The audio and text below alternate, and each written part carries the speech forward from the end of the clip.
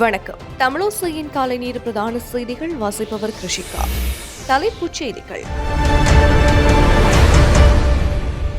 எரிபொருட்களின் விலைகள் நள்ளிரவுடன் திடீர் அதிகரிப்பு.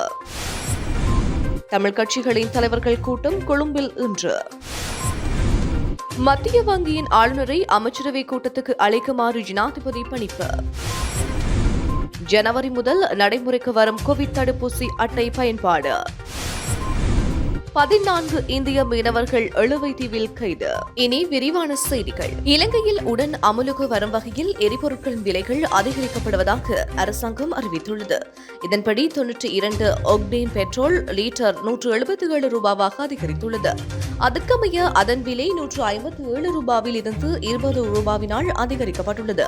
அதேபோல் 95 ஒக்டேன் பெட்ரோல் லீட்டர் 23 ரூபாவினால் அதிகரிக்கப்பட்டுள்ளது.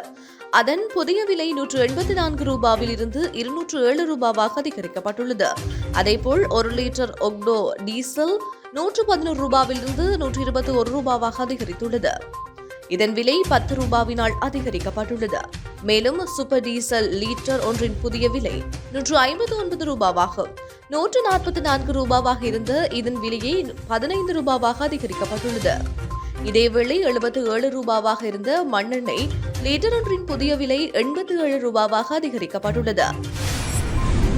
தமிழ் கட்சிகளின் தலைவர்கள் கூட்டம் கொழும்பில் இன்று நடைபெறவுள்ளது. 13A நடைமுறையாக்கத்துக்கான கடிதம் தொடர்பான கலந்துரையாடலும் ஒப்பமிடுதலும் என்ற தலைப்பில் டெலோ கட்சியின் தலைவர் செல்வம் அடைக்கலநாதனின் ஏற்பாட்டில் இந்த கூட்டம் நடைபெறவுள்ளது. கொழும்பு வெள்ளபத்தையில் உள்ள குளோபல் டவர் ஹோட்டலில் அரங்க மண்டபத்தில் குறித்த கூட்டம் ஏற்பாடு செய்யப்பட்டுள்ளது. இரா சம்பந்தன், மெனோ கணேசன், மாவை சேனாதிராஜா, CV விக்னேஸ்வரன், செல்வம் அடைக்கலநாதன், சித்தார்த்தன், ரவ் ஹக்கீம், ருஷாத் பதியுதீன், வே ராதாகிருஷ்ணன், பழனி திகாம்பரம், சுரேஷ் பிரேமச்சந்திரன் என ஸ்ரீகாந்தா ஆகிய கட்சித் தலைவர்கள் இந்த கூட்டத்துக்கு அழைக்கப்பட்டுள்ளனர். கொழும்பில் இன்று தமிழ் பேசும் மக்களின் கட்சித் தலைவர்கள் கூட்டத்தில் இலங்கை தமிழரசு கட்சி பங்கேற்கும் என அறிவித்துள்ளது. எனினும் கடந்த 12 ஆண்டுகளாக இடம்பெற்ற பல்வேறு தேர்தல்களில் தங்களின் தேர்தல் விஞ்ஞாபனங்களோடாக தமிழ் மக்களின் ஆணையை பெற்ற விடயங்களுக்கு உட்பட்ட ஆவணங்களில் மட்டுமே தமிழரசு கட்சி கையெழுத்திடும் எனவும் தெரிவித்துள்ளது. இலங்கை தமிழரசு கட்சியின் அரசியல் குழு கூட்டம் நேற்று 2 கட்டங்களாக கொழும்பில் நடைபெற்றது. தமிழரசு கட்சியின் தலைவர் மாவை சேனாதிராஜா தலைமையில் நடைபெற்ற இந்த கூட்டத்தில் இரா சம்பந்தன், சத்தியலிங்கம், MA சுமந்திரன், ஸ்ரீதரன், CV சிவஞானம், ஜனாதிபதி சட்டத்தரணி KV தவராசா, துரைராஜசிங்கம், கலையரசன் மற்றும் குலநாயகம் ஆகியோர் கலந்து கொண்டனர். இன்றைய கூட்டத்தில் இரா சம்பந்தனோடு MA சுமந்திரனும் பங்கு பெற வேண்டும் என அரசியல் குழுவின் அனைத்து அங்கத்தவர்களும் வலியுறுத்தியுள்ளனர். அத்துடன் மக்களின் பிரச்சினைகளுக்கு தீர்வு காணும் வகையில் தமிழ் கட்சிகளின் கூட்டத்தில் ஆவணம் தயாரிக்கப்பட்டிருந்தால் மட்டுமே அதில் தமிழரசு பிரதிநிதிகளாக மாவை சேனாதிராஜாவும் இரா சம்பந்தனும் கையெழுத்திட வேண்டும் என்றும் தீர்மானிக்கப்பட்டுள்ளது. இலங்கை மத்திய வங்கியின் ஆளுநர் அஜித் கேப்ரால் மற்றும் நீதியமைச்சின் செயலாளர் SR ஆட்டிகல ஆகியோரை அடுத்த அமைச்சரவை கூட்டத்துக்கு அழைக்குமாறு ஜனாதிபதி கோட்டாபய ராஜபக்ஷ பணிப்புரை விடுத்துள்ளார். நேற்று இடம்பெற்ற அமைச்சரவை கூட்டத்தில் ஜனாதிபதி இதனை தெரிவித்துள்ளதாக தகவல்கள் தெரிவிக்கின்றன. கடந்த 13ஆம் தேதி இடம்பெற்ற கூட்டத்துக்கு அழைக்கப்படுவார் என முன்னர் குறிப்பிடப்பட்டிருந்தது. எனினும் அமைச்சரவை கூட்டத்துக்கு அழைக்கப்பட்ட செய்தியை அஜித் கேப்ரால் மறுத்திருந்தார். இவ்வாறான நிலையிலே குறித்த இருவருக்கும் அமைச்சரவை கூட்டத்தில் பங்கேற்க அழைப்பு விடுக்கப்பட்டுள்ளது. யாழ்ப்பாணம் எழுவைத்தீவு அருகே மீன்பிடித்துக் கொண்டிருந்த 14 இந்திய மீனவர்கள் இலங்கை கடற்படையினரால் கைது செய்யப்பட்டுள்ளனர். இந்திய மீனவர்கள் பயணித்த 2 படகுகளும் கைப்பற்றப்பட்டுள்ளன. கைது செய்யப்பட்ட இந்திய மீனவர்கள் படகுகளுடன் மயிலட்டி துறைமுகத்துக்கு அழைத்து வரப்பட்டுள்ளனர். அதன் பின்னர் யாழ்ப்பாண கடற்றொழில் நீரியல் வளத்துறை அதிகாரிகளூடாக இந்திய மீனவர்கள் நீதிமன்றில் முற்படுத்தப்படவுள்ளனர். இதேவேளை நேற்று முன்தினம் 55 இந்திய மீனவர்கள் யாழ்ப்பாணம் மற்றும் மன்னார் ஆகிய பகுதிகளில் கைது செய்யப்பட்டமை குறிப்பிடத்தக்கது. கேஸ் சிலிண்டர் தொடர்பான தீப்பற்றல்கள் மற்றும் வெடிப்பு சம்பவங்கள் குறித்த விசாரணை மற்றும் அவற்றுக்கான தீர்வுகளை கண்டறிவதற்காக நியமிக்கப்பட்ட குழுவின் அறிக்கை ஜனாதிபதி கோட்டாபய ராஜபக்ஷவிடம் கையளிக்கப்பட்டுள்ளது. குறித்த குழுவின் தலைவர் பேராசிரியர் சாந்த வல்பலகேயினால் இந்த அறிக்கை கையளிக்கப்பட்டுள்ளது. நாட்டில் பல்வேறு பிரதேசங்களில் வீடுகள் மற்றும் வர்த்தக நிலையங்களில் அண்மை காலமாக பதிவாகி வரும் கேஸ் சிலிண்டர் தொடர்பான தீப்பற்றல்கள் வெடிப்பு தொடர்பில் எடுக்கக்கூடிய உடன் நடவடிக்கைகளை முன்வைக்குமாறு ஜனாதிபதியினால் கடந்த நவம்பர் மாதம் 30ஆம் தேதியன்று இந்த குழு நியமிக்கப்பட்டது.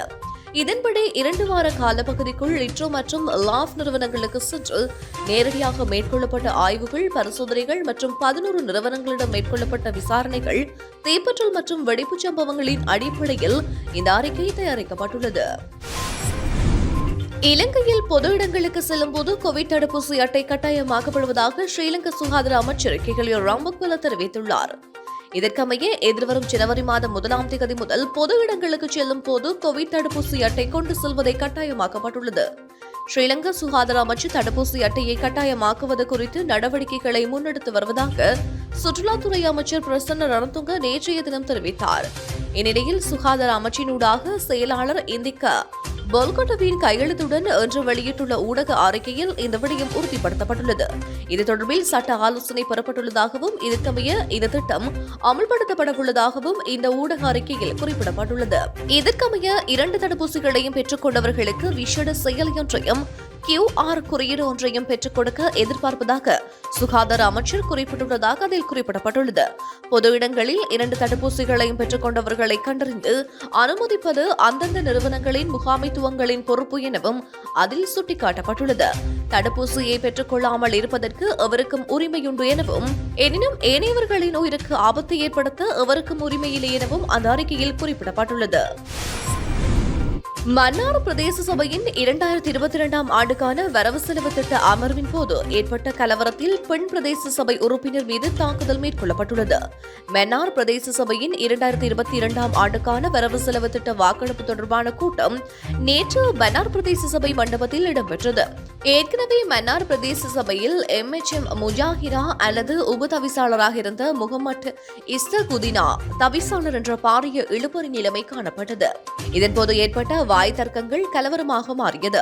பிரதேச சபையின் பெண் உறுப்பினர் ஒருவர் தமிழ் தேசிய கூட்டமைப்பின் உறுப்பினர் ஒருவரை ஒலிவாங்கியால் தாக்க முற்பட்ட நிலையில் குறித்த நபர் பெண் உறுப்பினர் மீது தாக்குதல் நடத்தியுள்ளார். தாக்குதலுக்குள்ளான பெண் உறுப்பினர் மன்னார் மாவட்ட பொது வைத்தியசாலையில் அனுமதிக்கப்பட்டு சிகிச்சை பெற்று வருகின்றார்.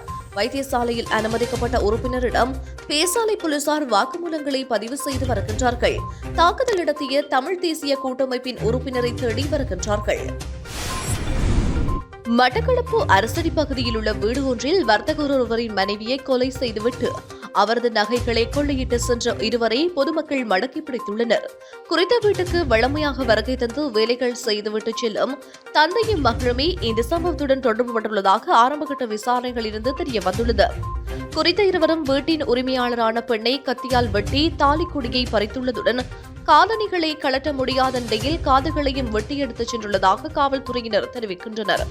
இந்த சம்பவத்தின் போது 50 வயதுடைய தயாவதி செல்வராஜா எனும் பெண்ணை உயிரிழந்துள்ளார். இருவரும் அங்கிருந்து தப்பிச் சென்ற போது வீதியில் நின்றவர்கள் அவர்களின் உடைகளில் இரத்தக்கரை உள்ளதைக் கண்டு சந்தேகம் கொண்டு இருவரையும் பிடித்து காவல்துறையினரிடம் ஒப்படைத்துள்ளனர். குறித்த பகுதிக்கு சென்ற மட்டக்களப்பு தலைமையக காவல்துறையினர் மற்றும் புலனாய்வுத்துறையினர் விசாரணைகளை முன்னெடுத்துள்ளதுடன் மட்டக்களப்பு மாவட்ட தடயவியல் பிரிவு காவல்துறையினரும் விசாரணைகளை மேற்கொண்டு வருகின்றனர். வவுனியா கொக்குவள்ளி பகுதியில் கிணற்றில் நீராட சென்ற சிறுவன் ஒருவர் காணாமல் போயுள்ள நிலையில் அவரை தேடும் பணியில் கடற்படையினர் ஈடுபடுத்தப்படவுள்ளனர். வவுனியா கொக்குவள்ளி பகுதியில் அமைந்துள்ள பாரிய தோட்ட கிணற்றில் நீராடுவதற்காக சிறுவன் ஒருவன் அதில் குதித்துள்ளார். குறித்த சிறுவன் அந்த பகுதியில் மாடுகளை மேய்த்துக் கொண்டிருந்ததுடன் கிணற்றில் குளிக்கச் செல்வதாக அருகில் இருந்த இளைஞனிடம் தெரிவித்துவிட்டு சென்றுள்ளார். இந்நிலையில் குறித்த சிறுவன் கிணற்றுக்குள் குதித்ததை அவதானித்த அவரது நண்பர் கிணற்றுக்குள் சென்று பார்த்தபோது சிறுவன் காணாமல் போயிருந்தார். இதனையடுத்து ஊர் மக்களுக்கு தகவல் தெரிவிக்கப்பட்டது. சம்பவ இடத்துக்கு சென்ற கிராமத்தவர்கள் கிணற்றினுள் இறங்கி தேடுதல் நடத்திய போதும் சிறுவனை மீட்க முடியவில்லை. இதனையடுத்து கடற்படையினரின் உதவி கோரப்பட்டு தேடும் நடவடிக்கை தொடர்ந்தும் இடம்பெறவுள்ளதாக தெரிவிக்கப்படுகின்றது. குறித்த சம்பவத்தில் அகிலேஸ்வரன் தனுஷன் என்ற 16 வயது சிறுவனே காணாமல் போயுள்ளார்.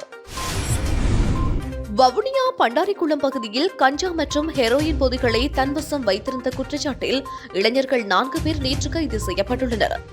வவுனியா பண்டாரிக்குளம் பகுதியில் முறையில் இளைஞர்களின் நடமாட்டம் இருப்பதாக போலீசாருக்கு கிடைத்த ரகசிய தகவல்களின் அடிப்படையில் அப்பகுதியில் திடீர் சோதனை நடவடிக்கை முன்னெடுக்கப்பட்டது. இதன்போது சந்தேகத்துக்கிடமான முறையில் நடமாடிய இளைஞர்களிடமிருந்து ஹெரோயின், கஞ்சா மற்றும் 8 கையடக்க தொலைபேசிகள், 8 லைட்டர் என்பவை கண்டுபிடிக்கப்பட்டுள்ளன.